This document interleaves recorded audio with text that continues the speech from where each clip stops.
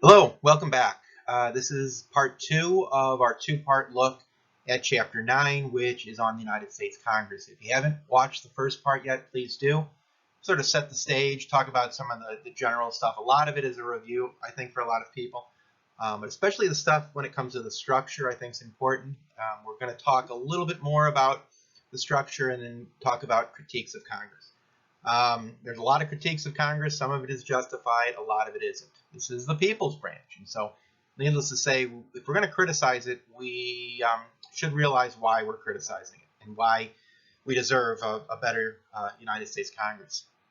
Where we left off on part one was talking about the most important part of the congressional structure, and that's its committee structure. To really understand Congress, you got to understand how committees work.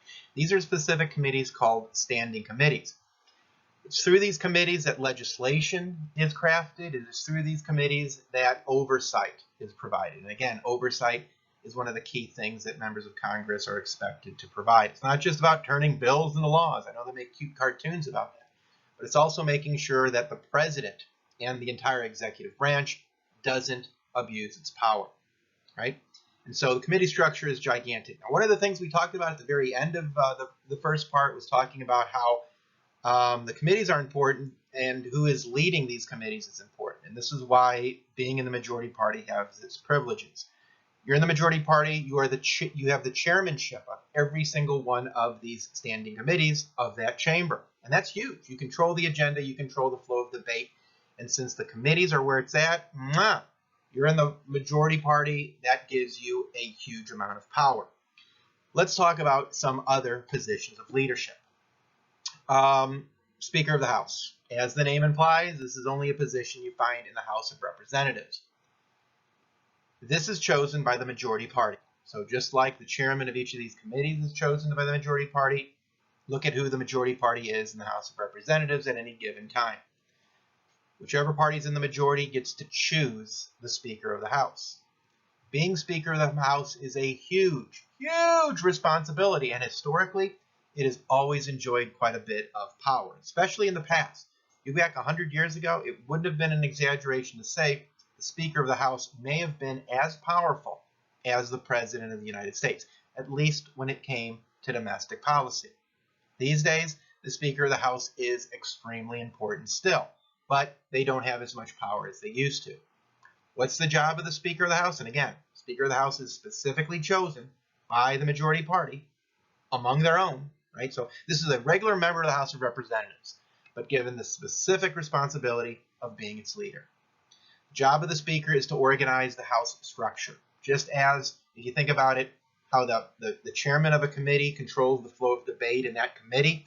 Well, think of the Speaker of the House as being basically like a chairman, not of a committee, but of the entire House of Representatives. The Speaker of the House also is responsible for referring bills to committee, and they control the agenda and the focus of debate. By tradition, it's only a tradition, the Speaker of the House is the only member of Congress that doesn't vote on pieces of legislation. Once in a blue moon, there's a tie, and then the Speaker of the House will do something unusual and will actually vote. But that doesn't happen very often. Also, the Speaker of the House, by tradition, is not on a standing committee. Remember when I said that your average member of the House is on between 2 or 4 different standing committees? The one exception to that is the Speaker of the House. Also, by law, the Speaker of the House is second in line to the presidency. Obviously, the Vice President is first in line. But if something were to happen to the President and Vice President, the Speaker of the House would be sworn in as President. That is assuming the Speaker of the House was eligible to be President. If the Speaker of the House is not eligible to be President, well, then it just skips over to the next person by law that's in the line of succession. That's never happened in American history. Continuing on, talking about the different leadership positions in Congress, both the House and the Senate has a position known as the majority leader. Needless to say, the majority party in each chamber is the one that chooses among their own the person to be known as the majority leader. The majority leader in the House isn't as important as the Speaker of the House, but it is still a very powerful position. The minority party in both the House and the Senate isn't left without any fun. They also choose one of their own, the leader of the minority party in the House and the Senate is known as the minority leader. The job of the majority and minority leaders is to enforce the discipline within their respective political parties. Also found in both the House and the Senate is a position known as a whip. I know that's odd. This goes way back to like the Middle Ages in England, and it worked in the British House of Commons. It eventually immigrated to the United States. The whip is basically a position of leadership in the legislature whose job it is to work with the majority and minority leaders to enforce party discipline. They act as bridges, if you will, between the leadership and the regular members of the chamber. To use a military analogy, think of a whip as like a lieutenant. A lieutenant is an officer. It's a position of power, but there are plenty of people that outrank lieutenants, and there are plenty of people that a lieutenant outranks him or herself. So a whip is somewhere in between, sort of like a mid-manager, if you will. Also found in Congress, specifically in the United States Senate, there's a position known as the President of the Senate. Sometimes this is often referred to as the presiding officer of the Senate. The Constitution is clear. The presiding officer of the Senate is automatically the Vice President of the United States. Now wrap your brain around how unusual that is. Because think of it. Every other position of power I've mentioned, whether it's a chairman of a committee or any of these folks that I've talked about on this slide, every single one of these positions of leadership in Congress has been a member of Congress. But check it out. By tradition, the presiding officer of the Senate, the president of the Senate, is automatically the vice president of the United States, despite the fact that the vice president of the United States is not, in fact, cannot be a member of the Senate. Another position only found in the Senate, and it's also a ceremonial position, is a position known as the President pro tempore. Pro tempore comes from the Latin meaning temporary. The President pro tempore is basically the presiding officer of the Senate in the absence of the Vice President, and that's most of the time. By tradition, the President pro tem is usually a position given to the most senior member of the majority party in the Senate. By most senior member, sometimes we mean the oldest member, but it's usually interpreted as meaning the senator that has the most years in the United States Senate. Moving on, let's critique Congress. Woo! As I mentioned in the very beginning of video number 1, this is maybe our nation's oldest pastime, critiquing Congress, much older than baseball. From the start, we have criticized Congress. Who are these idiots? What's wrong with them? Why can't they do a better job? A lot of our criticism is justified, but a lot of it is not. Let's talk about some of the more common criticisms. But trust me, if I wanted to and we wanted to thoroughly criticize Congress, we could do that. It would take us about 10 hours, but we could thoroughly do that. We don't have 10 hours. We've got about 10 minutes. Right off the bat, one of the more common criticisms of Congress has always been, it doesn't represent the people. How can it be the people's branch if it doesn't look like the people it's supposed to represent? This has always been a critique of Congress. It's always been whiter, it's always been more male, and it's always been wealthier. When you literally look at the individuals in Congress, very different than how the average American looks like. And even if you don't think it's a big deal that demographically we're not electing people that look like us, women, for example, make up over 50% of the population, but only currently represent around 16 to 20% of those in Congress. And even if that doesn't bother you, one of the things that should bother you is the fact that members of Congress are either Republican or Democrat. Oh, occasionally you'll see an independent elected to Congress, but it's like 1 or 2 out of 535 members. Check the population of America, though. How many people in the general population refuse to call themselves Republicans or Democrats? I've seen some surveys that have shown it's over a third. Over 33% of the American population refuses to call themselves a Republican or Democrat. They're independents. Where are your representatives in Congress? You won't find many. And so, right off the bat, whether it's demographics, things like gender, things like race, things like wealth. That bothers people. But even if that doesn't bother you, the fact that it's dominated by Republicans or Democrats, and if you're an independent or, heaven forbid, you are someone who follows another party, you seldom get a voice in the People's Branch. Criticism number 2 is kind of related to number 1, because number 1 has to do with the fact that a common criticism of Congress is that it doesn't represent us. Well, another way that sometimes Congress misrepresents the population is through something called gerrymandering. Now, gerrymandering was actually named after someone. It was named after one of the founding fathers, a guy from Massachusetts, a guy by the name of Elbridge Gerry. His last name was Gerry, Gerry. What he did, and his allies did, is they realized something in the early 1800s. If you are very careful, if you are very clever, you can draw a legislative district in a way that gives your political party an advantage over the others. Check out this diagram. The diagram on the left is the original gerrymandered district. Now, this is from a political cartoon. The actual district didn't have wings and a beak and claws. But that was from a political cartoon because that was based upon the original redistricting done by Elbridge Gerry in Massachusetts. Well, one thing led to another, and someone said it looked like a salamander. Someone else came back and said, no, that's not a salamander, that's a gerrymander. Not the funniest joke in the world, but the name stuck. And here we are 200 years later, and we still refer to drawing a district in a way, specifically in a way, that gives an advantage to one group over another. We call that gerrymandering. The other two little diagrams you see on this page are examples of modern-day gerrymander. The one in the top is a gerrymandered district that was purposely designed that way in Louisiana. The other one is a purposely gerrymandered district designed that way in North Carolina. Just to give you an idea, this is kind of a cool little diagram that kind of shows you how, in a very, very simplified, babyfied example here, it can show you how just in a regular population, a really easy to understand population of just 50 people, 60% of them are blue, 40% of them are red. You could draw the districts in a way that provides different combinations of representation. The second column you see there is perfect representation, where there's 3 blue districts and 2 red districts, just as you would expect it in the population.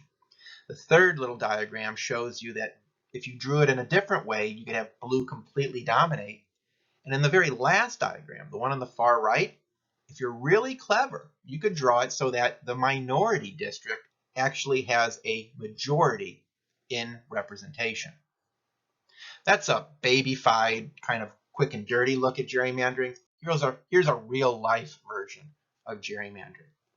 This is a look at North Carolina, and I'm not going to spend a whole lot of time on this, but if you look at this, you can see that the only thing they changed in these 3 diagrams was how to draw the districts. And just by changing the drawing of the districts, you can draw them in a way that gives either the Democrats or the Republicans an advantage. The very bottom diagram is, could you draw the diagram in a way in which you make it even? And the answer is, of course, yes, you can. Basically, if you're clever enough and you're patient enough, you could draw a district in a way that gives a political advantage to anyone. So needless to say, this is a common cause for concern. I have a few other diagrams here that shows you how gerrymandering has increased. You can see that by the increase in the number of districts that are overwhelmingly won by either Republicans or Democrats. And then here's a sort of a look at the map that shows you the difference between gerrymandered districts. These are ones that are in the either dark red or dark blue versus nonpartisanly designed districts, and those are the districts that you see in gray. Moving on, again, critiques of Congress. Congress isn't efficient. It's true. You want a legislative body that acts quickly? Congress isn't for you. And it's not so much who we are electing, it's how Congress is designed. It's not designed to be quick.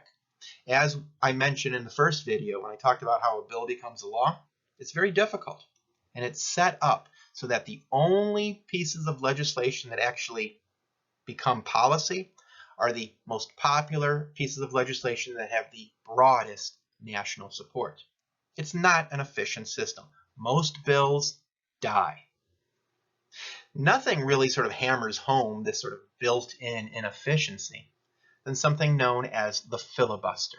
Now, the filibuster is a technique. It's, in essence, a way of talking a bill to death. And it's only allowed in the U.S. Senate. It's not in the Constitution, but it is in the rules of the Senate. If just a minority of senators are against a bill, and they are that adamant against the bill, they can basically refuse to sit down and shut up. By refusing to sit down and shut up, the Senate can't do anything. You basically hold the Senate hostage. If you're a leadership in the Senate, you only have really one alternative. You got to table the measure. You give up. And so this built-in inefficiency, this built-in ability given to the minority to basically gunk up the works, to put gridlock into the system, is by design something that a lot of people say adds to a virtuous critique and justified critique of Congress. The filibuster has been with us forever. What hasn't been with us forever has been the abuse of the filibuster. Check it out. I know my big head is sort of blocking some things, but this goes back 100 years, and it's a bar graph basically showing the number of times the filibuster has been used. So the filibuster has always existed. Its abuse is a relatively modern phenomenon. And finally, probably a more common critique than the fact that Congress doesn't represent us very well. A common critique of Congress is that it's corrupt. A common critique of Congress is that it's wasteful. There's a term known as log rolling.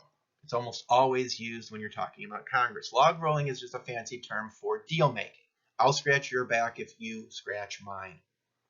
Now, if you think about it, you put 535 people together, very different people, very egotistical people, power-hungry people. You put them in a room and you expect them to get deals done, and you expect them to get deals done without deal-making. That's ridiculous. But more and more, you're getting people that are upset with their elected representatives who work with the other side. Remember when I said there are a lot of critiques of Congress that are justified and some critiques of Congress that are not justified? I would argue that critiquing deal-making in Congress, critiquing log rolling, is a criticism that doesn't have justification. You need compromise. You need deals to be made. Otherwise, nothing will ever get done. Another common criticism of Congress is another strange term. It's called pork barrel politics. Pork barrel politics has nothing to do with pork or with pigs. It's just an expression underscoring wasteful spending by members of Congress intended to win political favor. You're not adding this to an appropriations bill because it's needed. You're adding it so that you can come back home, brag about it, and then hope to win your next election. That's wasteful spending, and that is often referred to as pork barrel politics.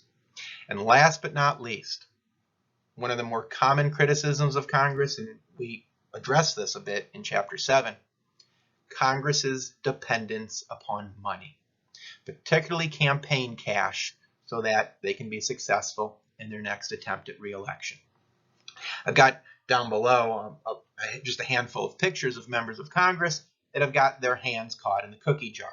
Each of these members of Congress, Republicans and Democrats, that have been corrupted by money. Now, being a member of Congress isn't going to make you rich, but because there are so many opportunities to get so much money from so many organized interests, there's obviously a great potential for corruption. As you can see here in sort of this hall of shame that I have down here, especially that guy. Oops, that guy right here. I'm pointing to the wrong person. That guy right there, yeah.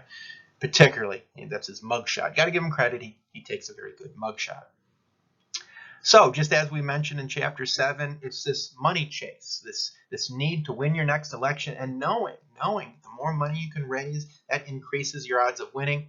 you're a member of Congress and you deal with so much money, there's a lot of opportunities for corruption. Quite possibly the most common criticism of Congress. There you go. Some criticisms are justified, others are not. That concludes Chapter 9. As always, go through these videos over and over again. If there's a part that doesn't make sense, stop it, rewind it, check it out. Always check out the supplemental notes. And if the supplemental notes, the book, and these videos still leave you a bit confused, don't hesitate to shoot me an email. Okay, until next time, bye.